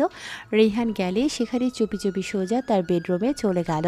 রেহানকে দেখেই নাসিম বলল, তুমি জাহিদের ছিলে না? চিনে ফেলছেন? তুমি বেঁচে আছো? বেঁচে আছি, শুধু আপনাকে মারবো বলে। নাসিমকে কিছু বলার আগেই গুলি করে দিল রেহান। নাসিম মারা গেল। নাসিম মারা যাওয়াতে শহরের সব ব্যবসায়ীরা অনেক খুশি হয়েছে। আর সবাই জানতে চাইছে কে মেরেছে। আর খুশি হবে বাই না কেন? যার ব্যবসা ভালো চলতো তার ব্যবসা যে সে দখল করে নিত, কিন্তু কেউ কোনো খবর দিতে পারছে না। আঙ্কেল ঠিক বুঝে নিল কাজটা কেউ করেনি রেহান ছাড়া। আঙ্কেল হঠাৎ রেহানকে থানায় ডাকে। রেহান থানায় যাওয়ার পরে আঙ্কেল বলে, কেমন আছো? ভালো, আপনি? আগে ছিলাম না, কিন্তু এখন ভালো আছি। মানে? নাসিমকে মেরেছে তাই। আপনি কি করে জানলেন এর পিছনে আমার হাত রয়েছে? আমার সাথে চালাকি করে লাভ নেই। আর সবাই তো খুশি হয়েছে নাসিম মরে যাওয়াতে। সবাই তোমাকে দেখতে চাইছে। আমি সব ব্যবসায়ীদেরকে আমার বাসায় ডেকেছি। তুমি ও থেকো। ও যে কাজের জন্য ডাকা হয়েছে। জি বলেন। আঙ্কেল রেহানকে কিছু ছবি দিয়ে বলে, তোমাদেরকে একটু দেখো। ঠিক আছে। বলেই ছবিগুলো নিয়ে চলে এলো আর কাজে লেগে গেল। রাতে আঙ্কেল ফোন দিয়ে বাসায় যেতে বললেন। রেহান সাকিব আর সাগরকে নিয়ে আঙ্কেলের বাসায় যেতেই সবাই তাদের দিকে তাকিয়ে আছে। আর থাকবে বাই না কেন? যে কাজ করেছে তাতে তো তাকিয়েই থাকার কথা। সবাই রেহানদেরকে শুভেচ্ছা জানালো আর সে থেকেই রেহান হয়ে উঠল একজন মাস্তান। তবে রেহান কারো ক্ষতি করেনি। ক্ষতি করেছে তাদের যারা মানুষের ক্ষতি করে। কোনো মেয়েকে কোনো ছেলে ধর্ষণ করলে তাকে শেষ করে দেয়, কারণ নীলিমা আপু বলেছে কোনো মেয়ে এমন পরিস্থিতির শিকার হলে তার মাঝে আপুকে খুঁজে পাওয়া যাবে। তাই কোনো মেয়েকে ডিস্টার্ব করলে রেহানের মাথায় ঠিক থাকে না। এইটুকুই রেহানের অতীত, যা সে নীলাকে বলছিল। রেহান তার অতীতের কথাগুলো বলছিল আর চোখ দিয়ে পানি বয়ে পড়ছিল। রেহানের কথা শুনে নীলাও কান্না করছে আর রেহানের দিকে পদক্ষীণভাবে তাকিয়ে আছে। রেহান তা খেয়াল করে যে নীলা তার দিকে তাকিয়ে আছে। রেহান তার চোখের পানি মুছে বলে, কি হলো নীলা, কান্না করছো কেন? আসলে আমি কখনো ভাবতে পারিনি যে তোমার মনে এত কষ্ট লুকিয়ে আছে।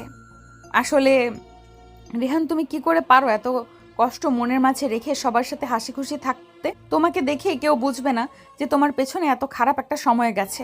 সরি রেহান, আমি কখনোই জানতাম না। সরি। সরি কেন? তোমার পেছনের দিনগুলো মনে করিয়ে দেওয়াতে এরকম কিছু একটা হবে আগে জানলে কখনো এরকম করতাম না। তোমার খুব কষ্ট হচ্ছে, তাই না? বলে নীলা কান্না করে দিল। রেহান কি করবে ঠিক বুঝে উঠতে পারছে না। নীলা কি হয়েছে, কান্না করছো কেন? নীলা প্লিজ কান্না থামাও। আমি খুব খারাপ, আমার জন্য আজকে তুমি অনেক কষ্ট পাচ্ছ। আরে তোমার জন্য কষ্ট পাবো মানে? আমি যদি না বলতাম তাহলে তুমি এই কথাগুলো আমাকে বলতে না, আর তোমার কষ্টও হতো না। আজকে আমার জন্য খুব কষ্ট হচ্ছে। সরি রেহান। আরে এবার কান্না থামাও না। নীলা কান্না করতে করতে বাসায় চলে গেল। রেহান বুঝে উঠতে পারছে না কি করবে। রেহান সেখানে না থেকে বাসায় চলে এলো। রেহানকে দেখে সাকিব বলল, কোথায় ছিলি? ক্লাসও করলি না? রেহান কিছু না বলে ফ্রেশ হতে চলে গেল। সাকিবও কিছু বলল না। রেহান ফ্রেশ হয়ে এসে শুয়ে পড়ে না খেয়ে। খেয়ে নে। খাবো না। কেন, কি হয়েছে? এমনি, ভালো লাগছে না রে। কি হয়েছে বলবি তো? রেহান কিছু না বলেই শুয়ে পড়ে। রেহানের কিছুতেই ঘুম পাচ্ছে না, শুধু নীলার কথাই মনে পড়ছে। রেহান তার ফোনটা হাতে নিয়ে নীলাকে ফোন দিল। রিং হচ্ছে কিন্তু ফোন তুলছে না। রেহান একের পর এক কল দিয়ে যাচ্ছে কিন্তু না, নীলা ফোন রিসিভ করছে না। রেহান আর ফোন দেয়নি, শুয়ে পড়ে কিন্তু ঘুম আসে না। নীলার কথা ভাবতে ভাবতে কখন ঘুমিয়ে গেছে তার রেহান জানে না। সকালে ঘুম ভাঙলো সাকিবের ডাকে। রোহান, এই রোহান, উঠ, কলেজে যাবি না? যা ফ্রেশ হয়ে নে। রেহান ঘুম থেকে উঠে ফ্রেশ হয়ে রেডি হয়ে কলেজে গেল। কলেজে গিয়ে দেখলো নীলা আজ কলেজে আসেনি। রেহান নীলাকে ফোন দিল, নীলা ফোন রিসিভ করে না। রেহান খুব টেনশনে পড়ে গেল। রেহান ক্লাসে না গিয়ে সোজা শহীদ মিনারে চলে গেল। সেখানে বসে রেহান তার নিশি আপুকে ফোন দিল। কেমন আছো আপু? ভালো থাকলেই দেখে কে, বলেই কান্না করে দিল। কারণ রেহান প্রায় 1 মাস ধরে নিশির সাথে কথা বলে না। ব্যস্ত ছিলাম আপু, তাই ফোন দিতে পারিনি।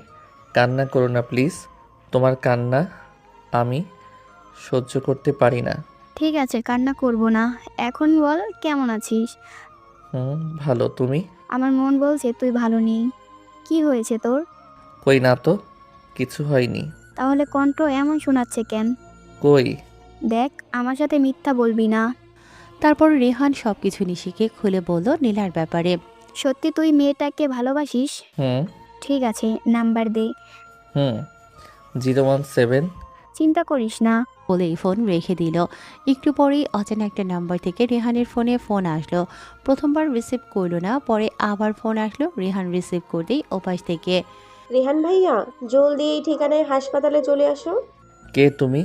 আর আমি হাসপাতালে আসবো কেন? ভাইয়া, আমি মাহি। মাহি, তুমি কোথায়? আগে আসো, তারপর বলছি। মাহি কান্না করছে আর এই কথাগুলো বলছে। সেখান থেকে উঠে সাকিবকে ফোন দিল রিহান, কিন্তু সাকিব রিসিভ করে না। সাগরকে ফোন দিতেই সাগর রিসিভ করে। সাকিবকে নিয়ে সোজা এই হাসপাতালে চলে আয়। কেন? পরে বলছি, তাড়াতাড়ি এই হাসপাতালে চলে আয়। বলেই রেহান ফোন রেখে দিলেন। রেহান হসপিটালের দিকে রওনা দিল। অর্ধেক পথ পর্যন্ত আসতেই রেহান সামনে রাজুরা এসে দাঁড়ায়। রেহান বলে, কি রে তোরা? আমি জানি আমাদেরকে তুই মেরেছিলি। সেদিন আমাকে মেরে খুব হিরো সেজেছিস সবার সামনে। আজ আমি তোকে মেরে হিরো সাজবো। দেখ, আজকে আমাকে যেতে দে, তারপরে না হয় তুই আমাকে মারিস। আমি কিছু বলবো না। তোকে আমি ভালো করে চিনি। আজকে যেতে দিলে পরে তোকে কিছুই করতে পারবো না। আজকে এই সুযোগটা আমি হাতছাড়া করতে চাই না। বলেই রেহানকে এক ঘুষি দিল। রেহান সাথে সাথেই পড়ে গেল আর বলল, প্লিজ আজকে আমাকে যেতে দে না। রাজুর কথা শুনে ছেলেগুলো রেহানকে মারা শুরু করে দিল। রেহান চেষ্টা করছে মারগুলো ফেরাতে, কিন্তু পারছে না। আর পারবে বাই বা কী করে? সে একা আর ওরা চারজন, একজন কি চারজনের সাথে পারে? এদিকে সাকিব আর সাগর রেহানকে ফোন দিয়েই যাচ্ছে, কিন্তু রেহান ফোন ধরছে না। আর ধরবে বা কী করে? রেহান অনেক কষ্ট করে ফোনটা রিসিভ করে সাকিব বলল। রোহান, সাকিব এটুকু বলেই থেমে গেলে আর কোনো কথা বলছে না। সাকিবের চোখ দিয়ে পানি পড়তে লাগলো। সাকিবের এমন অবস্থা দেখে সাগর সাকিবের কাছ থেকে ফোন নিয়ে তার কানে ধরতেই ওপাশ থেকে মারের শব্দ শোনা যাচ্ছে। সাগর বলল, চল তাড়াতাড়ি। সাগরের কথা শুনে সাকিব বলল, রোহানকে কোথাও খুঁজবো? ওর লোকেশন চেক কর, ও তো লাইনেই আছে। সাকিব লোকেশন চেক করে দেখলো ওরা যেখানে আছে সেখান থেকে বেশি দূরে নয়, মাত্র 5 মিনিটের পথ। চল। তারা দৌড়ে রেহানের কাছে গিয়ে দেখে রেহান রাস্তায় পড়ে আছে। রোহান, এই রোহান, কথা বল। তোরা এসেছিস? সাগর গাড়ি নিয়ে এলো। সেখান থেকে হাসপাতাল বেশি দূরে নয়। রেহানকে হাসপাতালে নিয়ে গেল। রেহানের ফোনটা বেজে উঠল। সাকিব ফোনটা হাতে নিয়ে দেখে নিশি আপু ফোন দিয়েছে। সাগর, এখন কি করি? কেন, ফোনটা রিসিভ কর। কি বলবো? দে তো আমার কাছে। সাগর সাকিবের হাত থেকে ফোনটা নিয়ে বলল, আপু। রেহানকে ফোনটা দাও তো। আপু, রেহান এখন হাসপাতালে। কি কি হয়েছে রেহানের? বলো, ওর কি হয়েছে? আসলে কয়েকটা ছেলে ওকে মেরেছে। তোমরা এখন কোথায়? বলেই ফোন রেখে দিল। আবার রেহানের ফোন বেজে উঠল, তবে এটা কোনো নামে সেভ করা নেই। সাগর ফোন রিসিভ করলেই ওপাশ থেকে, রেহান ভাইয়া, কোথায় তুমি? কে তুমি? আমি মাহি। আর এটা রেহান ভাইয়ার নাম্বার না? ওর সাথেই তো একটু আগে কথা বললাম। রেহান ভাইয়া বলেছে যে সে হাসপাতালে আসছে। আর আপনি কে? আমি সাগর, রেহানের বন্ধু। রেহানকে হাসপাতালে ভর্তি করা হয়েছে। কিছু ছেলে মিলে তাকে মেরেছে। আর তুমি হাসপাতালে কি করছো? ভাইয়া, তুমি একটু আসবে এই হাসপাতালে? আমরা তো এই হাসপাতালেই আছি। তুমি কয় তলায় আছো আর কত নাম্বার রুম? দোতলায় 203। ঠিক আছে, আমি আসছি। কে ফোন দিয়েছিল? নীলার ছোট বোন। ও, তুই তাক, আমি আসছি। সাগর রেহানের ফোনটা সাকিবের কাছে দিয়ে মাহির কাছে গেল।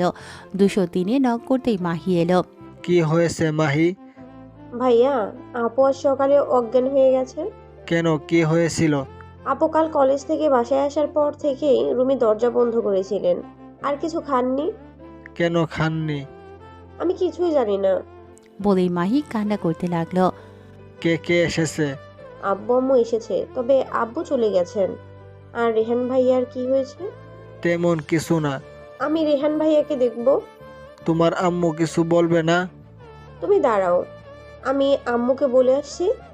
সাগর দাঁড়িয়ে আছে আর মাহি ভেতরে গেল আর চলে এলো। চলো। চলো। সাগর মাহিকে নিয়ে রেহানের কাছে এসে দেখে নিশি আপু আর আব্বু আম্মু চলে এসেছে। সাগরের সাথে মাহিকে দেখে নিশি বলে, সাগর, মেয়েটা কে? ও নীলার বোন। নিশি নীলার কথা শুনে বুঝে গেল এই সেই নীলা যার কথা রেহান তাকে বলেছে। নিশি মাহিকে তার কাছেই নিয়ে গেল আর বলল, তোমার নাম কি? আমার নাম মাহি। তুমি কোন ক্লাসে পড়ো? আমি 4র্থ শ্রেণীতে পড়ি। ও আচ্ছা, তোমার নাম কি? আমার নাম ইসি। তুমি এখানে কি করছো? আপু অসুস্থ, তাই আমি এখানে এসেছি আম্মুর সাথে। ও, তোমার আপুর কি হয়েছে? জানি না, হঠাৎ অজ্ঞান হয়ে যান, তারপরে আমি এখানে নিয়ে আসি। ও। মাহি নিশির কাছে থেকে সাগরের কাছে এসে বলল, সাগর ভাইয়া, আমাকে আম্মুর কাছে নিয়ে চলো। চলো। সাগর, তুমি এখানে থাকো, আমি মাহিকে নিয়ে যাই। ঠিক আছে আপু। মাহি চলো। নিশি আর মাহি চলে গেল। আর এখানে আছে সাগর, সাকিব আর নিশির আব্বু আম্মু। কিছুক্ষণ পরেই রেহানের জ্ঞান ফিরলো আর বলল, আন্টি আঙ্কেল আপনারা? রেহান, তুমি ঠিক আছো? হুম। ছেলেগুলো কারা ছিল? ওরা আমাদের কলেজে পড়ে। তো মারলো কেন তোমাকে? আসলে ছেলেটা একটা মেয়েকে। কি দরকার শুধু শুধু ঝামেলা জড়ান? তোমাকে কত বলছি, শোনোনি আমার কথা। ও আচ্ছা, ঠিক আছে। আপু কই? আসেনি? তোমার এই খবর পেয়ে নিশি আসবে না সেটা হয় কি? নিশি তো সবার আগে এসেছে। কই আপু? ওই মাহির সাথে গেল তার আপুকে দেখতে। মাহি মানে ঠিক বুঝলাম না। নীলাকে দেখতে গেছে। নীলার কি হয়েছে? আমি সঠিক জানি না, তবে মাহি বলল নীলা নাকি কালকে কলেজ থেকে ফিরে কিছু খায়নি আর না খেয়ে অজ্ঞান হয়ে গেছে, তাই হাসপাতালে আছে। আর নিশি আপু সেখানেই গিয়েছে নীলাকে দেখতে। সাকিব, রেহান, নীলাটাকে মানে লজ্জার কিছু নেই বলো। আমি না তোমার আম্মু, তাহলে লজ্জার কি? আম্মু, আমি নীলাকে ভালোবাসি। ও আমাকে ভালোবাসে কিনা তা জানি না, তবে ওকে ছাড়া আমি একদম অচল। আরে এই কথা, ঠিক আছে, আমি নিশির আব্বুকে নিয়ে যাচ্ছি যাদের সাথে কথা বলার জন্য। তবে শর্ত একটা আছে। হ্যাঁ বলেন। সেই কবে থেকে বলছি তোমাকে আন্টি বলবে না, আম্মু বলবে। যদি রাজি থাকো তাহলে আমি এই বিষয়টা সামনে এগিয়ে নিয়ে যাব, আর তা না হলে এখানেই শেষ। আমার খুব ইচ্ছে হয় আপনাকে আম্মু বলতে, তারপরেও কোথায় যেন একটা বাধা আমাকে আটকে রাখে, বুঝতে পারি না। রেহান, একটা কথা বলে শোনো, আমার কোনো ছেলে নেই, শুধু একটা মেয়ে। আমার ইচ্ছে হয় তুমি আমাকে আব্বু বলে ডাকো। ঠিক আছে, বলবো আব্বু। রেহানের মুখে আব্বু ডাক শুনে শফিক রেহানকে জড়িয়ে ধরে কান্না করে দিল। নিশির আম্মু রেহানকে জড়িয়ে ধরে আর বলে, আমার ছেলে কান্না করিস না বাবা। বলেই রেহানের কপালে চুমু দিল। রেহান বলল, আম্মু যাও, নীলার আম্মুর সাথে কথা বলে আসো। যাচ্ছি। বলেই তারা চলে গেল। রেহান সাকিব আর সাগরের দিকে তাকিয়ে বলল, কিরে তোরা কান্না করছিস কেন? জানিস রোহান, এই প্রথম তোর মুখে হাসি দেখেছি। তোর হাসি দেখে কান্না চলে এলো। 4 বছর পরে তুই আবার সে আগের মতো করে হাসবি, আব্বু আম্মু বলে ডাকতে পারবি। সত্যি আজকে আমি অনেক খুশি রে। আর সেই খুশিতে কান্না চলে এলো। বলে সাকিব আর সাগর রেহানকে জড়িয়ে ধরে কান্না করে দিল। একটু পরেই নিশি সহ তার আব্বু আম্মু চলে এলো। নিশি এসে রেহানের কাছে গিয়ে বসে আর বলে, ভাই তুই এবার এসব ছেড়ে নতুন করে সব কিছু শুরু কর। আপু চল বাসায় যাই। রেহানকে নিয়ে বাসায় চলে এলো। আগামী সপ্তাহে রেহান আর নীলার বিয়ে। সবাই বিয়ে নিয়ে ব্যস্ত। দেখতে দেখতে বিয়ের দিন চলে এলো। রাতটা শেষ হলেই বিয়ে। রেহান তার আব্বু আম্মু আর আপুর কবরের কাছে বলল, আব্বু আম্মু, আপু, আজ তোমরা নেই, কালকে আমার বিয়ে। তোমরা থাকলে কতই না মজা হতো। জানো, তোমাদেরকে খুব মিস করছি, খুব মনে পড়ছে তোমাদের। আপু, তুই না বলতে আমার বিয়ে নিয়ে অনেক মজা করবি, তাহলে শুয়ে আছিস কেন? আয় না, তোর ভাই কালকে বিয়ে করতে যাচ্ছে, মজা করবি না? আমার সাথে অভিমান করে আছিস জানি, তাই তো আমার সাথে কথা বলিস না। আসলেই তোর ভাইটা অনেক খারাপ, তা না হলে তোকে না জানিয়ে আমি বিয়ে করতে যাচ্ছি। জানিস আপু, আমি যাকে বিয়ে করব তার নাম নীলা। মেয়েটা আমাকে অনেক ভালোবাসে, তবে তোর মতো না। জানিস আপু, নীলা মাঝে মাঝে এমন আচরণ করে, তখন তোর কথা মনে পড়ে যায়। মেয়েটা ভীষণ অভিমানী। তোর সাথে অনেক দিন ধরে কথা বলি না, হয়তো আমার সাথে অভিমান করে আছিস। প্লিজ আমার সাথে অভিমান করে থাকিস না, খুব কষ্ট হয়। কালকে রাতে কথা হবে, তুই ওই আকাশের তারা হয়ে আমার সাথে কথা বলিস। আম্মু আব্বু, তোমার ছেলেকে একটু দোয়া করে দাও না, কালকে আমি নতুন জীবন শুরু করতে যাচ্ছি। বলেই রেহান চোখের পানি মুছে চলে এলো বাসায়। আজকে রেহানের বিয়ে। রেহানকে বররূপে সাজানো হলো। তারপর নীলাদের বাসার উদ্দেশ্যেও করে রওনা দিল। নীলাদের বাসায় যাওয়ার পরে বিয়ের সকল কার্য সম্পূর্ণ করে বউ নিয়ে বাসায় চলে এলো। বাসায় আস্তে আস্তে রাত হয়ে গেল। সবাই বউ নিয়ে ব্যস্ত, আর রেহান ছাদে গিয়ে আকাশের দিকে তাকিয়ে তার আপুর সাথে কথা বলতে ব্যস্ত হয়ে পড়ে। 12টা বেজে গেছে। রেহানের সেদিকে কোনো খেয়াল নেই। হঠাৎ কারো উপস্থিতি টের পেয়ে রেহান পেছনে তাকিয়ে দেখে নীলা দাঁড়িয়ে আছে। নীলা রেহানের দিকে তাকিয়ে দেখে রেহানের গাল বেয়ে পানি পড়ছে।